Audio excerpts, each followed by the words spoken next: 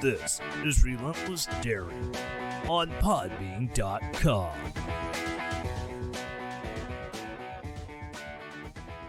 Welcome to the land of bourbon and bad decisions. This is Relentless Daring live on Podbean.com and the Podbean app. So, before I really get started, I would like to say that I have a new partner with advertising on the show. Well, advertising, it's an affiliate. You have to buy stuff for me to make money. Please buy stuff. Please. I'm asking nicely. Steve is excited because the audio is actually working on the live stream. Yeah! Ladies and gentlemen, the world of live media. You never know when it's going to go to hell in a handbasket. So anyways, without further ado, a little plug for my new sponsors at Keto Chow. I want to talk to you about Keto Chow. Keto Chow is a small company out of Utah that uses the absolute best ingredients to make the absolute best weight loss products available on the market. Their first goal is flavor. Who wants to drink something as a meal replacer that tastes like crap? Keto Chow understands that this is a hard barrier for a lot of companies to break through, so they have some of the best flavors. Cookies and cream, chocolate, vanilla, real strawberry. These are the best shakes I've ever had. I've been using them for a few months now, and they are amazing. So go to the link in the show notes, check it out. You can search for recipes on how you can use their Keto Chow products to make amazing foods that taste amazing and help with your weight loss goals. KetoChow.xyz. Keto made easy.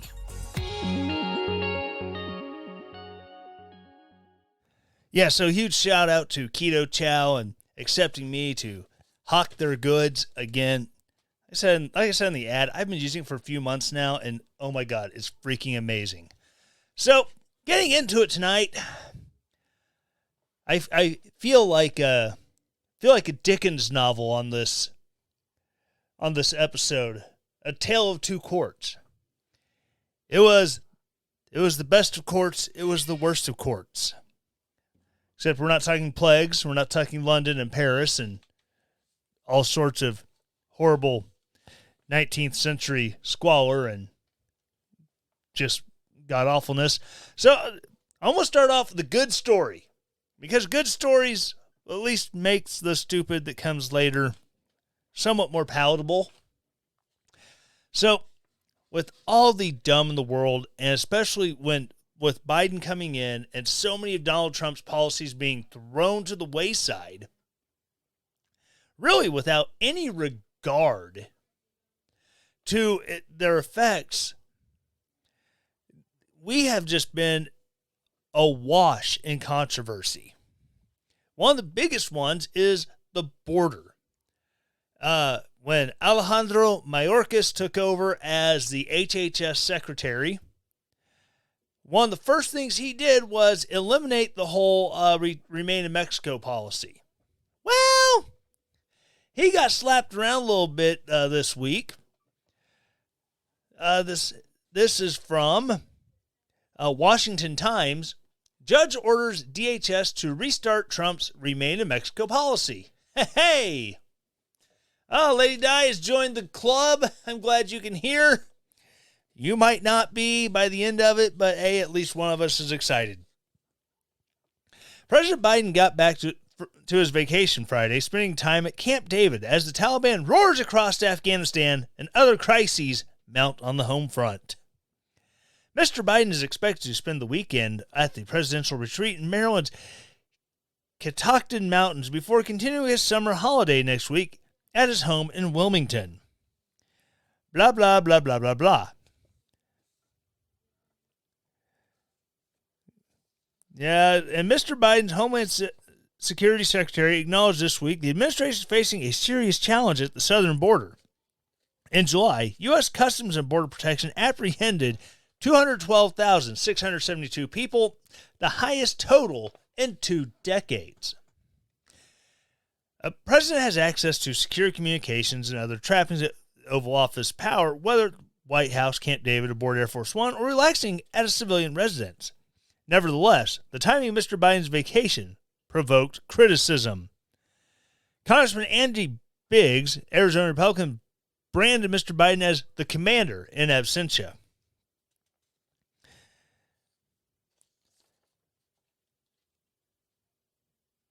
Oh my gosh. This is like the worst. I would like to apologize because apparently people have crappy ways of associating headlines and stories. Because there's a whole lot of crap going on in that story that had nothing to do with the headline. Anyways, a federal judge, in all of their wisdom, had decided that, this whole... All right, so apparently just printed the wrong stupid thing. A federal judge ordered Homeland Security to restart President Trump's Remain Mexico policy, ruling Friday that the Biden administration cut too many corners when it scrapped the get tough approach to illegal border crossers. Dear Lord, it's weird. I printed off of this page, but for some reason it sent, ladies and gentlemen, live media where everything that can go wrong probably will at some point. Be expecting lightning to strike me and this thing to go dead at a moment's notice.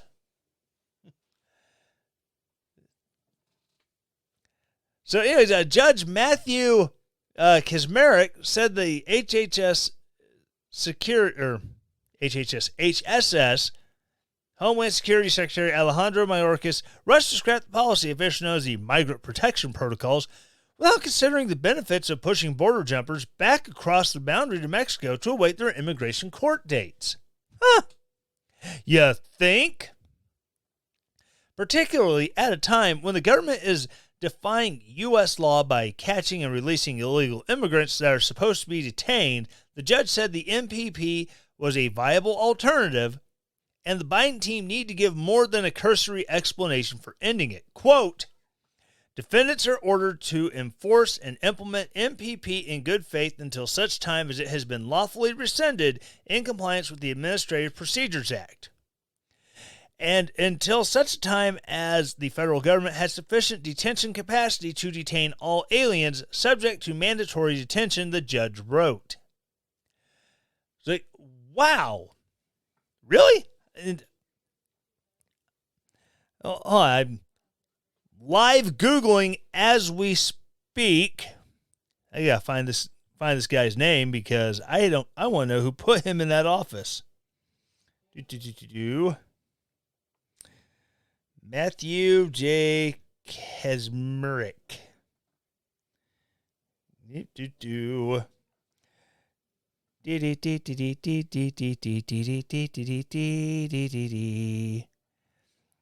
Yeah, I know. I have such amazing background music. It's a Trump appointee. I'm shocked. So many Trump appointees have screwed us over in the past that this is actually a good win for Donald Trump. Yay! So, yeah, we have a judge who's actually going, wait. We put this policy in place, but now you're just ignoring it. And on top of it, you're doing catch and release with, border crossers who are testing positive for COVID. I mean, this is the most deadly virus in all of humanity. Or at least that's what they want us to think. That's what the narrative is, that, oh my God, we're all going to die. Yet, we can turn around and just release these people? Take them to small border towns and turn them loose? Put them on airplanes and fly them halfway across the country and seed the COVID virus throughout middle America?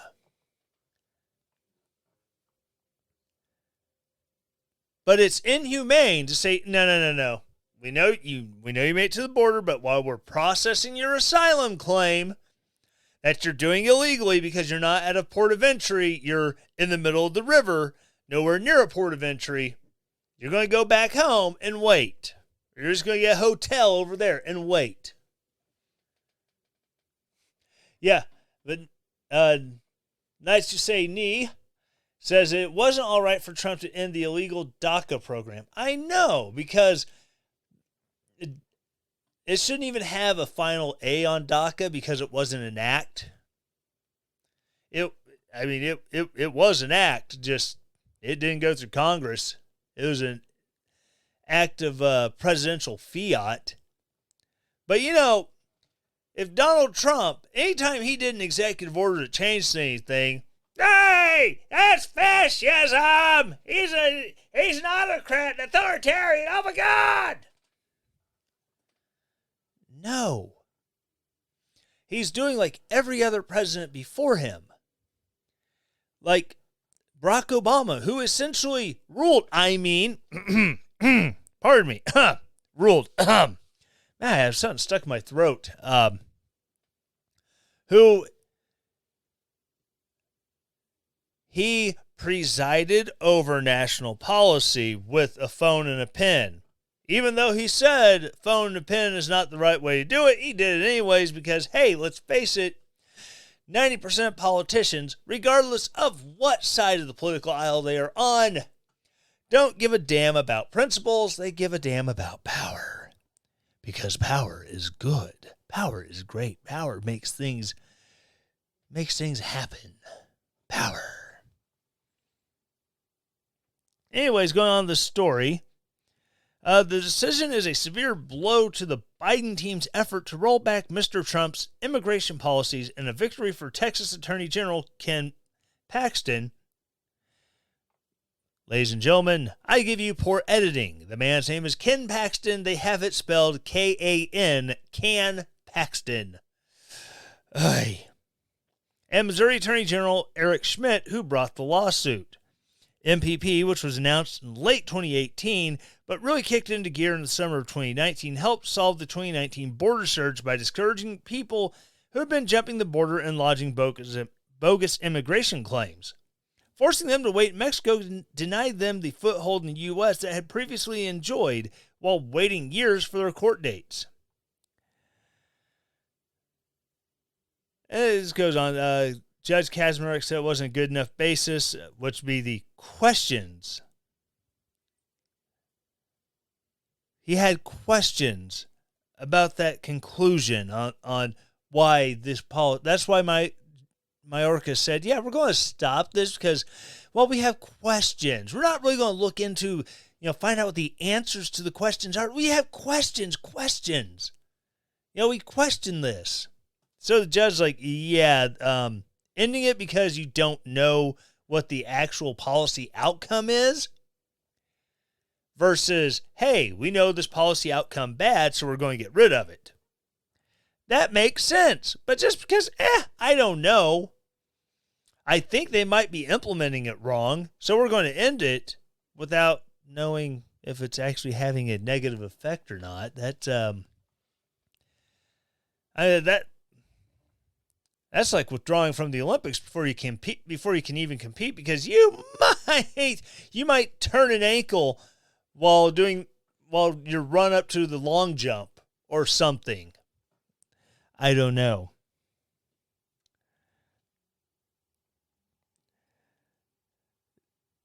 It just goes on and on. But don't worry, like I said, this is a tale of two judges. And the other tale, again, another news story from Friday, is equally stupid as the other one was equally brilliant. Federal judge upholds the eviction moratorium. Bump, bump, bump. Oh, wait. You ever forget you have a sound bed right there you can use? Oh. No, you look like an idiot. I see the new producer has found that button. Thanks, Wrigley. You are so awesome. Thank you so very much. Seriously, get off the buttons. No. You can't hire a good parrot to help you out these days. So, anywho's, a federal judge ruled Friday that the Biden administration could continue to enforce its new eviction moratorium, but cast doubt on its legality. Oh my, oh no. The court's hands are tied, Judge Friedrich wrote in her decision. The Supreme Court did not issue a controlling opinion in this case, and circuit precedent provides that the votes of dissenting justices may not be combined with that of a concurring justice to create binding law. Wait. But you can have judges who are not elected to create laws who legislate from the bench. That's perfectly legal. That's A-OK. But if you have dissenting judges who say, we agree with the majority on this one thing, but we disagree with the overall outcome, the overall ruling. They can't take the agreement and add it to So while Justice Brett Kavanaugh, again, be talking judges later, hinted the federal government couldn't extend the moratorium by dictate. Yes, that was the ruling opinion when the Supreme Court never said it was unconstitutional for the CDC to get involved in financial policy and telling landlords that, hey, your renter who refuses to go out and get a job and therefore has fallen behind on rent, and you're going to lose that property to the bank because they're not paying rent, therefore you are not paying the mortgage on that property. Yeah, you can't throw them out. The Supreme Court said that was 100% hunky-dory. In a 5-4 decision, they said that was hunky-dory. They just, but the only way you can extend it is if you, as if it goes to Congress and Congress passes it. The mealy-mouthed, panty-waisted, absolute garbage stance on that ruling. So now, the constitutionality is that, well, they can't extend the moratorium by executive fiat that was put in place by executive fiat. And Biden has already come out and said, yeah, we'll let it work its way through the courts, but until then, they'll be so bogged down with everything that, it won't matter. We'll help enough people out between now and then. I've been saying for a while that, personal property rights are going out the window. I mean, when the federal government can come in and say, yeah, you can't kick that renter out, it's my damn property. If they're not paying me to live there, they can go somewhere else and stay for free. They can go sleep on their buddy's couch. I'm sorry, but, I have to pay a mortgage. I have to pay utilities. I have to pay for upkeep. There's 1,000,001 things that I have to pay for out of that rent money before I even see a nickel of profit. My house that I live in, when we first moved here, it was a rental. We were paying just above the mortgage payment on this piece of property until we bought it. Then we were taking the same amount of money that we were paying to the landlords who were, it's like, yes, they wanted to rent it, but ultimately they wanted to sell it, and they just happened to find renters who were willing to buy it because this was just an albatross on them.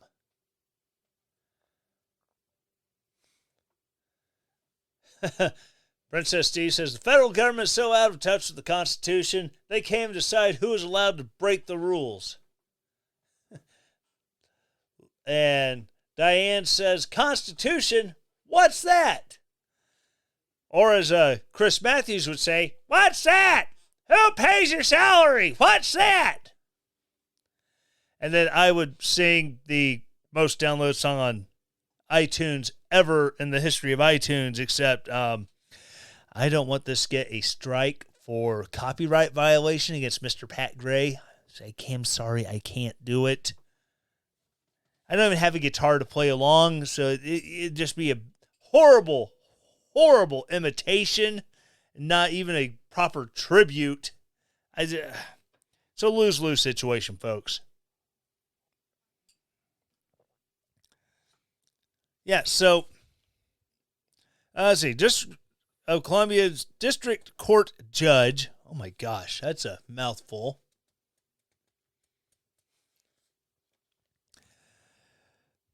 Let's see, Judge Dabney Friedrich ruled that the moratorium, which prohibits landlords from evicting low-income tenants who cannot afford to pay their rent, could be enforced, since a Supreme Court majority technically ruled it was constitutional. A Supreme Court majority had written in a previous version of the moratorium was legal, but that Congress would need to approve the future moratoria.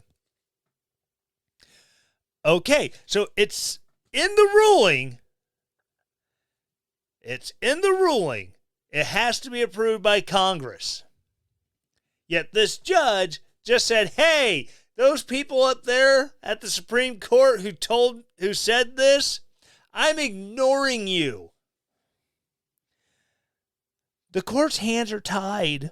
The Supreme Court did not issue a controlling opinion in this case, and circuit precedent provides that the votes of dissenting justices may not be combined with that of concurring justice to create binding law. Justice Brett Kavanaugh, writing for a 5-4 majority. 5-4 majority. For having 6 conservatives.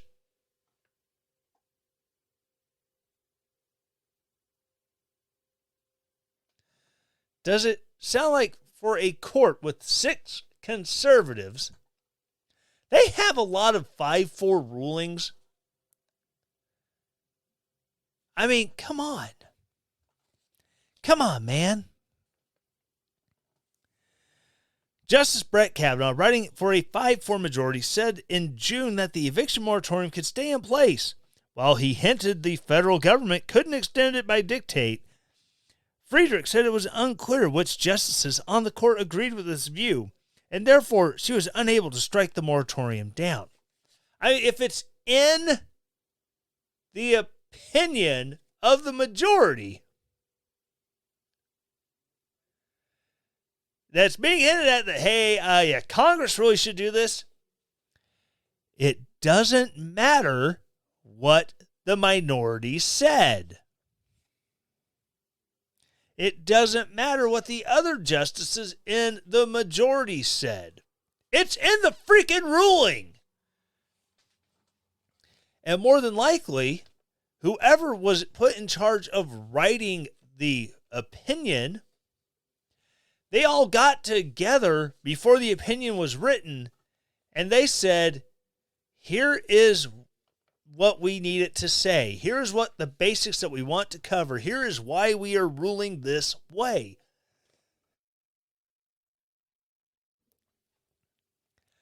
Now, every now and then, you will get a concurring opinion from a judge who says, yes, I stand in agreement with the actual ruling, but here is my slightly different take on it that is in line with their ruling. Steve said, well, we have 6 conservatives in SCOTUS. I'm not even sure we have 3, honestly. I think we have 2. Because we do have we do have Thomas. The only thing that I don't agree with Thomas on is when he says that students or the Utes of America who are not of the age of majority don't have full constitutional rights. I don't agree with that whenever he rules in that way. And okay, we have Thomas. Okay. We have one. We have Thomas. Oh boy. And we have Alito. We still have Alito. So we do have two.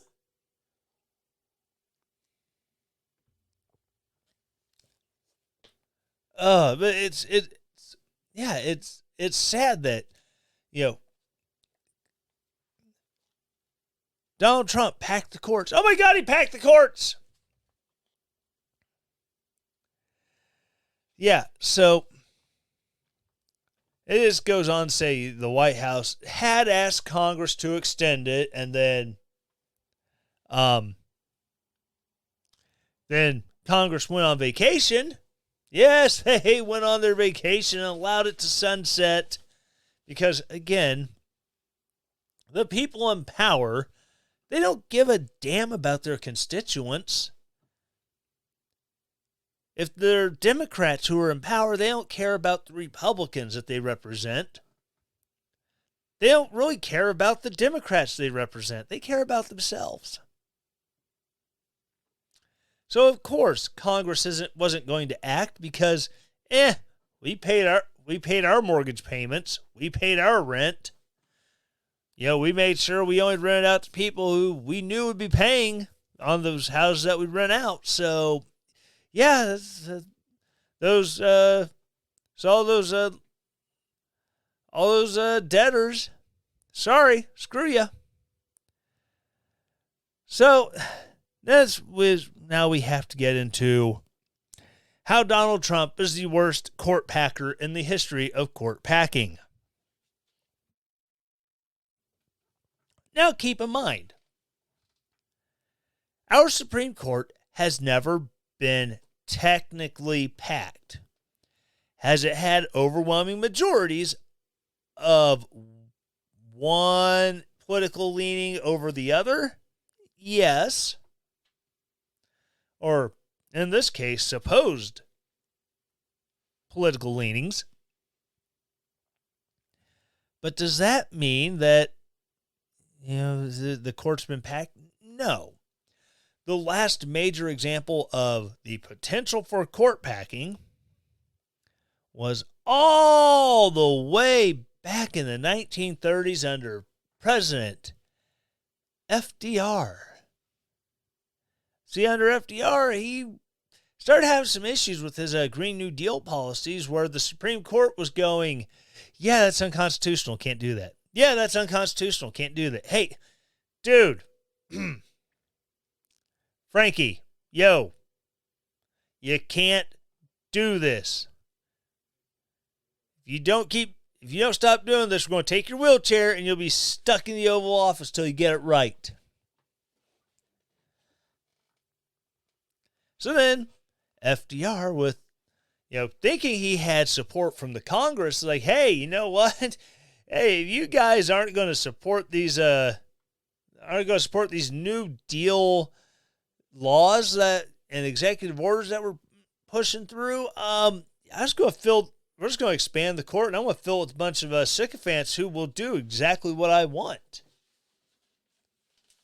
Well, and that's what they were accusing Donald Trump of doing, because he had not just one seat come open during his presidency. Well, technically it came open during the Obama presidency. It's just that the Republican-controlled Senate used their constitutional power of advise and consent to say, yeah, we don't consent, so we're not even going to hold a hearing. Perfectly legal. Not saying it was the best way to go about it, but hey, now instead of Justice Merrick Garland, we have Attorney General Merrick Garland, and just me saying his name in that context is going to make me look like a domestic terrorist who should probably be taken off the streets and disappeared. I mean, gently escorted to a wonderful summer camp, and then all my property is redistributed to those who need it more than I do.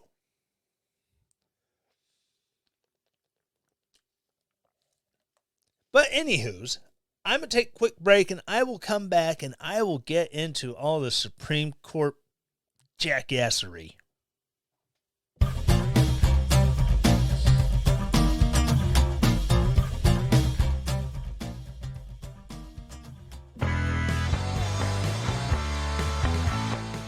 This is Tyler from Relentless Daring, and I am launching the brand new RelentlessDaring.com merch shop. Instead of having to go to a third-party vendor, now you can do everything right there at RelentlessDaring.com. If you want to buy merch, go to RelentlessDaring.com/shop, and there you can get hats, you can get t-shirts, you can get hoodies, you can get coffee cups, you can get stickers.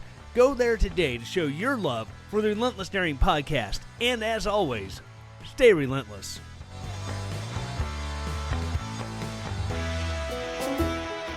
Drizzly is the leading home alcohol delivery service available. Imagine being able to sit at home and pull up your smartphone and browse your favorite wine, beer, spirits, and then have it delivered to your home in as little as 1 hour.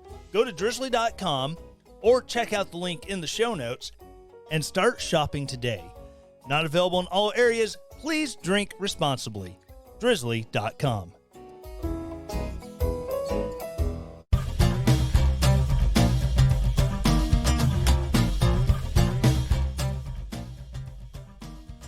All right, so like I said, getting back into it, and the wonderful, wonderful awesomeness of our amazing Supreme Court, our 6-3 majority, the majority that was going to turn SCOTUS on its ear because everything's going to be ruled one way for the next 50 years. Yeah, that's really not happening. There was an injunction asked for on the CDC being given the authority by presidential dictate that they could just stop landlords from kicking people out of their houses. That's odd.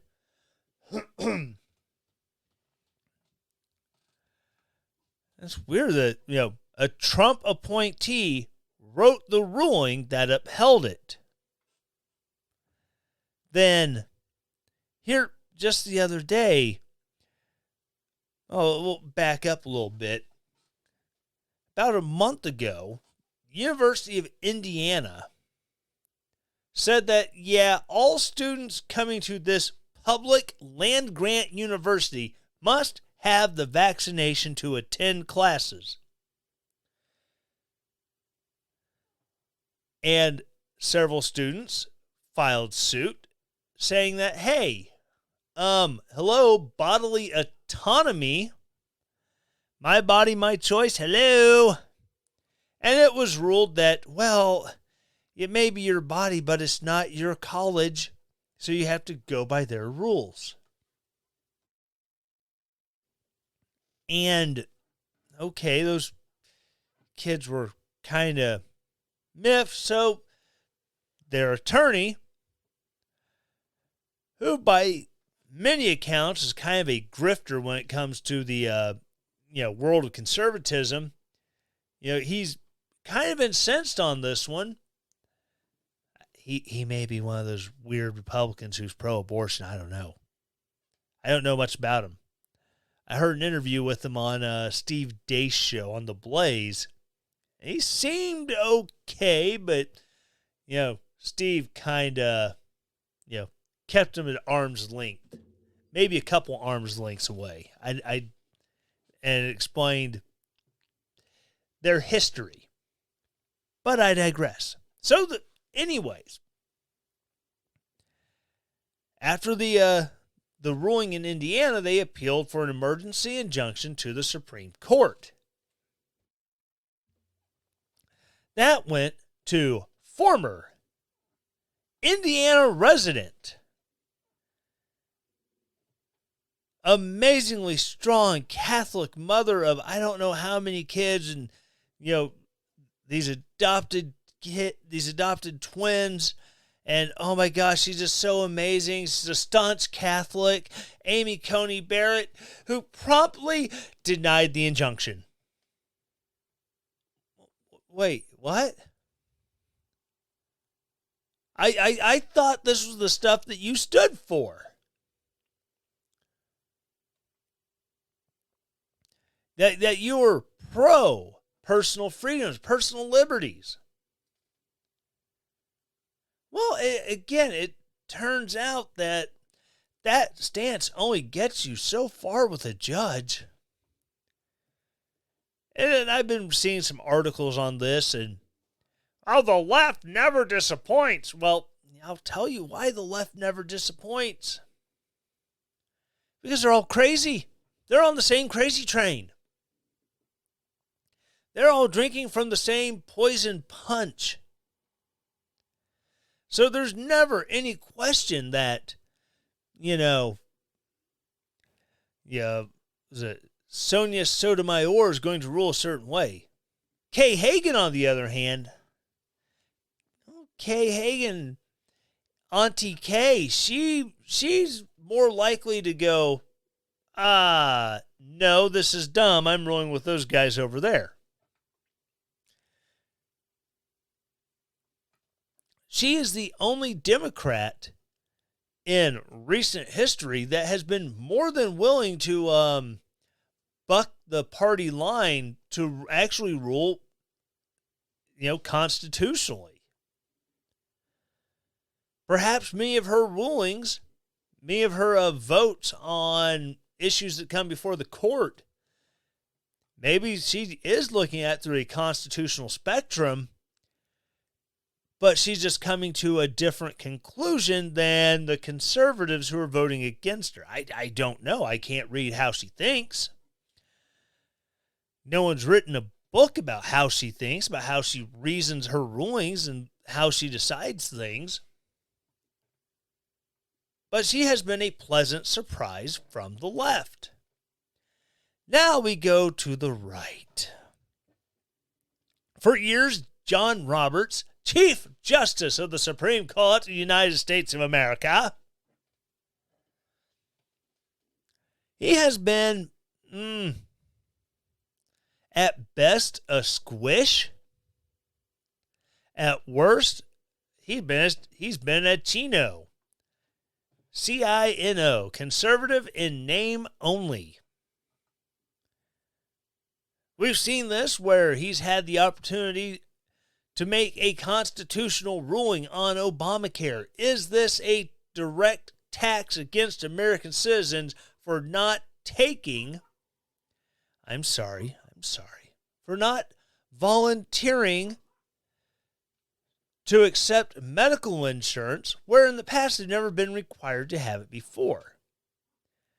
And John Roberts literally rewrote the law to, it's not a mandate, it's a tax.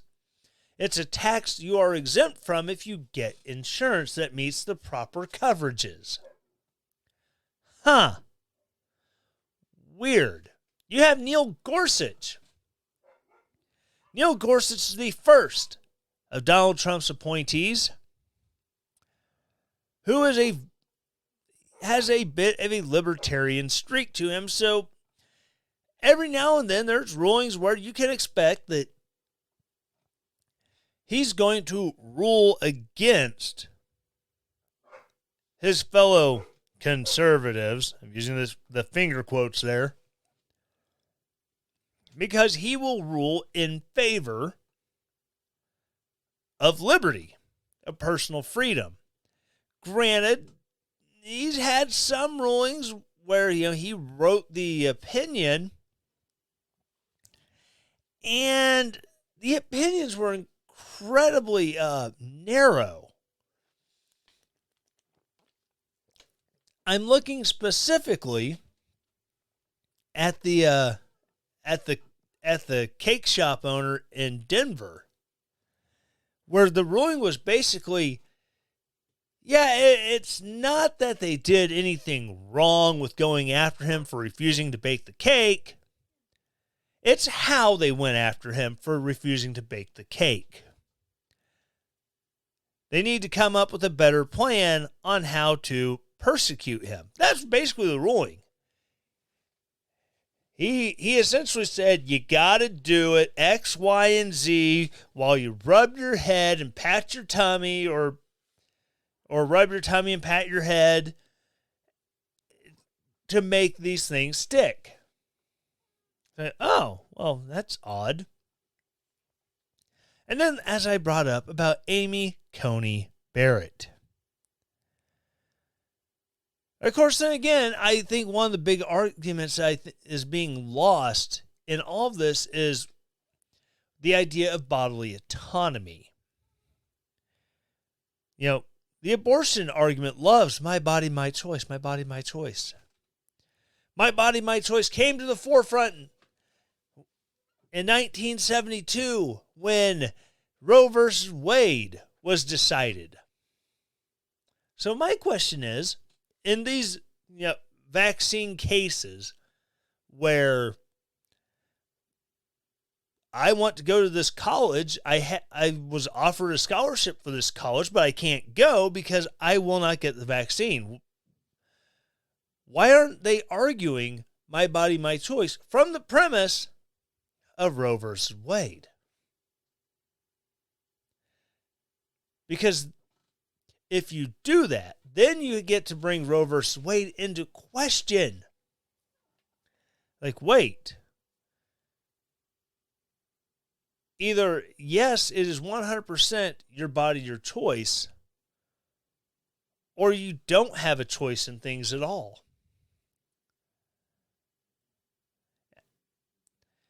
Because sometimes that's the only way to win these arguments. Is you take the premise of the argument from the other side, and then you turn the premise on its ear and then use it back on the people bringing it up. Again, like I said, using Roe versus Wade to defend my body, my choice when it comes to vaccinations. And I know it's a scary thought because, oh my God, they could affirm Roe versus Wade. Yeah, I know. But once you use Roe versus Wade to defend a similar principle, because yes, it is your body, it is your choice on to take a vaccine, then you come back at it and you're trying to take it down again, your body carrying the baby to term, that baby is not your body. The baby growing inside of you is not a parasite. It's not a hookworm that needs to be poisoned and removed from your system. It's not a tick. It's not X, Y, and Z. It's not a virus or a bacteria. It's a person. Granted, it is a person in physical development.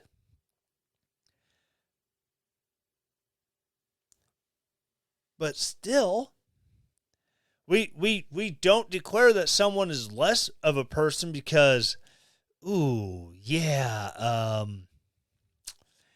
got that extra chromosome and it's causing you to have Down syndrome. Sparky, yeah, you're not really a person anymore.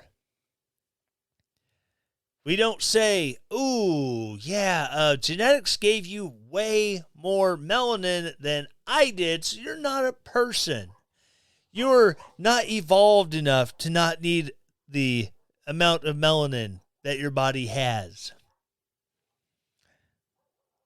This was an actual argument made in The Origin of Species and the Descent of Man from one Charles Darwin.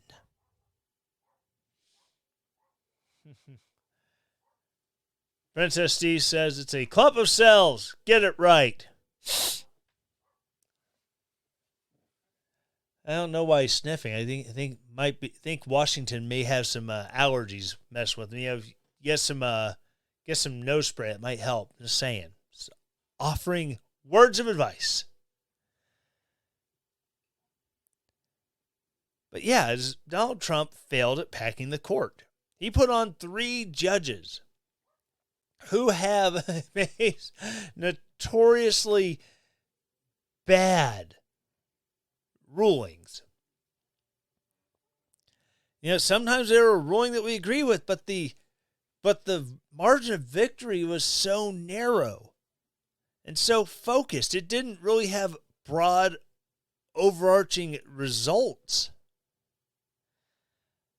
Again, the cake bakery, the whole bake the cake bigot argument, when it came before the Supreme Court, it wasn't a overarching, if it's your business, if it's your intellectual property making these cakes, your artistic ability, you don't have to make it available to someone just because of who they have sex with. No, it wasn't that. It was a very narrow, the way they came about going after him was wrong. You should do it this way next time. Wait, what? You're giving them a playbook? What the hell? Great job, Neil. Great job. Living up to your name, buddy. All right, and the coup de grace for today's show. We all know who Snopes.com is. It has a storied past. I mean, it was a husband and wife. They started the website because they just wanted to be able to fact check, urban legends and myths they heard on the interwebs, and make this available and do their part to make the internet a safer place. Well, this is a Buzzfeed article. This article is what Rush Limbaugh would call scattered showers of journalism. The co-founder of Snopes wrote dozens of plagiarized articles for the fact-checking site. David Mikkelsen, co-founder of the fact-checking website Snopes, has long presented himself as the arbiter of truth online, a bulwark in the fight against rumors and fake news. But he has been lying to the site's tens of millions of readers. A BuzzFeed News investigation found that between 2015 and 2019, 4 years,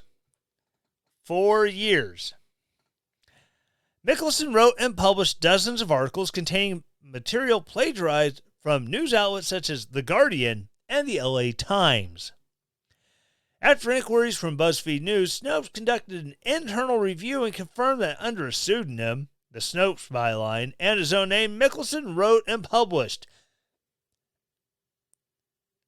54 articles with plagiarized material. I mean, come on. How much do you have to pay now you've been outed as stealing other people's articles? The articles include topics such as same-sex marriage licenses and the death of musician David Bowie. Snopes vice president of editorial and managing editor Doreen Marchioni suspended Mikkelsen from editorial duties pending, quote, a comprehensive internal investigation, end quote. He remains an officer and a 50% shareholder of the company. Quote, our internal research has found a total of 54 stories Mikkelsen published that used appropriated material, including all of the stories BuzzFeed shared with us. Marchioni and Snopes' Chief Operating Officer Vinnie Green said in a statement, let us be clear. Plagiarism undermines our mission and values, full stop.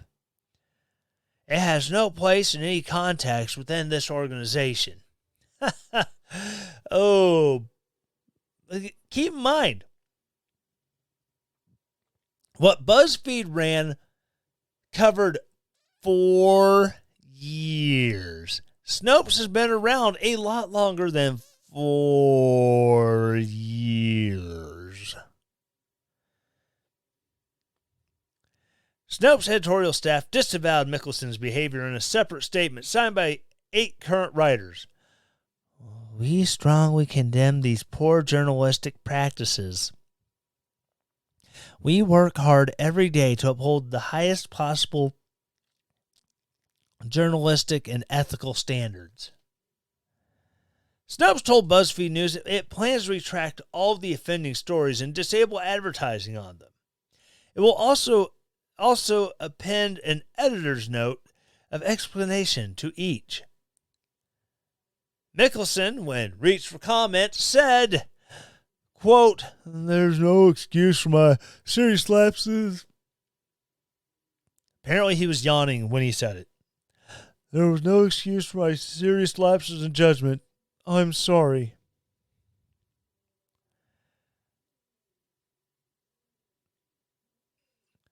All right, so here's some of the comments that he wrote. So I was browsing the news, came across an article on CBS News website about a horrific crime involving a Memphis woman charged with killing 4 of her children by slitting their throats with a butcher knife. I wondered, as I pondered the headline. Memphis mom charged with grisly butchering of 4 of her kids. Did this woman murder her children in bear-like fashion, or was the mother of extremely advanced age? Really? That's not even a good joke. That's from July 3rd, 2016. Meet Jeff Zaranandia. During a brief but memorable career, his byline, which linked to a bio detailing his Pulitzer Prize and his skill at mule skinning, appeared on at least 23 Snopes articles on topics like Donald Trump's financial woes and false rumors about Hillary Clinton. His reporting made enemies of hoaxsters and fabulists across the political spectrum, including former Trump campaign advisor Roger Stone and the late fake news kingpin Paul Horner, both of whom were unaware of his true identity. It's just a David Mickelson alt. Snopes' former managing editor Brooke Binkowski. That almost sounds like a made-up name. Brooke Binkowski explained when BuzzFeed News inquired. He used to write about topics he knew would get him hate mail under that assumed name. Plus, it made it appear he had more staff than he had.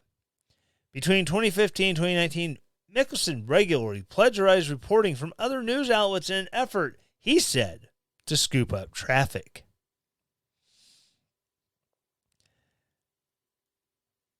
In an interview with BuzzFeed News, Mickelson attributed this behavior to his lack of formal journalism experience.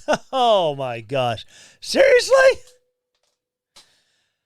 I'm not exactly what you would call a formally trained journalist. I'm not exactly a political pundit. I'm just a dude who gets really aggravated listening to podcasts and radio shows all week where we're talking about all the stupid in the news. At least I can find the wherewithal to go, well, I'm doing this show to say, this article is from blank. This article is from blank. Most of the time.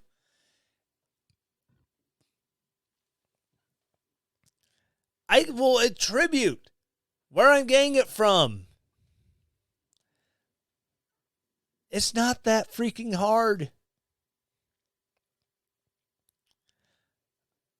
It's absolutely insane that you just brushes it off as, I wasn't used to doing news aggregation. Uh-huh. A number of times I crossed the line where it was copyright infringement. In an explanation about the website's practices, Snopes informs readers that it follows all industry guidelines for transparency and reporting. We think being transparent with readers is the coolest. But the fact that Zeranandia was in fact Mickelson was not disclosed anywhere on the site. Following Buzzfeed News inquiry, Zeranandia author page has been removed, and the Zeranandia byline has been replaced with Snopes staff. Oh, really? Founded in 1995 by Mickelson and his then-wife, Barbara Hamel, Snopes bills itself as the Internet's definitive fact-checking site. As a two-time Webby Award winner cited by the likes of the New York Times and the Washington Post, it served as one of the Facebook's fact-checking partners between December 2016 and February 2019. But in recent years, the site has been troubled by a bitter ownership dispute. Mickelson's alias flies in the face of the site's mission, once described by the New York Times as a quest to debunk misinformation online. It also highlights his penchant for trolling, something he was known for in the early 90s when he posted on Usenet forums under the handle Snopes. At that time, he was so strongly associated with trolling, even tricking advice columnist Ann Landers into running several prank letters, that the practice was sometimes referred to as snoping. Oh my gosh, yeah, here's a guy who made his early online career out of trolling, and somehow we're shocked that, he's stealing other people's hard work? Really? Who would have thought it? And in a world where we already have enough questions about the authenticity of fact checkers, about their ability to, check facts and not be biased one way or the other, considering that the institute that actually blesses off on who is a fact checker or not, they once got sued because they included outlets like the Washington Examiner and the Blaze in a list of fake news sites.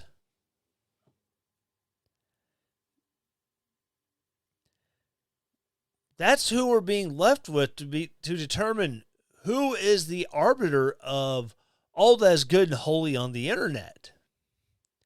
And so this really calls into question a lot of that when, you have sites that are, actively stealing the stories from other places, and because they have employees who are really good with making sure their stuff gets on the top of Google whenever someone does a search on it, it's just not about aggregating news, it's about aggregating clicks. And you aggregate clicks, that comes down to money. And in the end, it's always, always, always all about the Benjamins.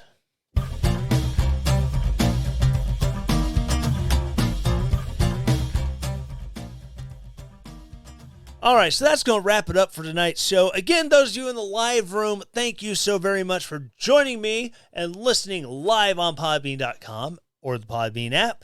Those of you who are listening on podcast, thank you so very much for giving me your time, your attention, and I would just ask for a little bit more.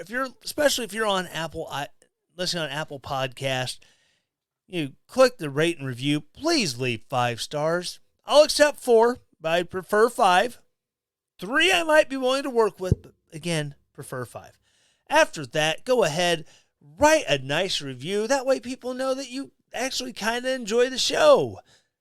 Except for that one guy. He's kind of an a-hole. But hey, you know what? It's cool. He listened. Actually, probably didn't listen, but he wrote a review, and he gave me a whole whopping 1 star. It's great. Whatever. So once you've done that, you've subscribed, you've liked it, you've rated it, you've reviewed it. Now share it. Send the link of this episode or the podcast in general to someone you love. If you go through my social media, you'll find a link tree link in the bio. That way it can get you links to all of the places you can find this podcast or the other one, the Whiskey Pod. Check it out too, please. Again, rate, review, share.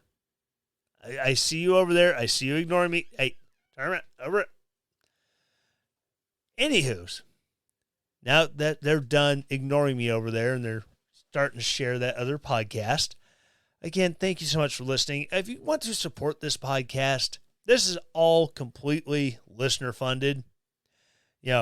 Listeners, they go, Built Bar, Drizzly, and now to Keto Chow. You buy there, using my stuff, and then I get a percentage. It comes back. It goes in the show. You go to the merch shop at relentlessdaring.com. You can buy hats and T-shirts and stuff, and that goes back into the show. Or if you would just want to directly support the show without having to go through a middleman, if you go to relentlessdaring.com, at the top of the page, you will see a Donate Now button. Click that sucker, and you will get a choice of a one-time or a recurring donation. You take your pick on what you want to do. Like I said, you can set up the one-time payment. Boom. Thank you so very much. Or you set the recurring payment, and then every month, boom. Again, thank you so very much. I have a handful of those. It's awesome. For those of you who keep this thing going, you're buying all the nice new stuff that's sitting on my desk right now. It's amazing. It's all because of you and everything you put into the show to make me make this show better. Because if I don't make it better, you'll go somewhere else, give them your money, and I would rather have your money than them, for being honest. Again, thank you so much for listening, and as always, stay relentless.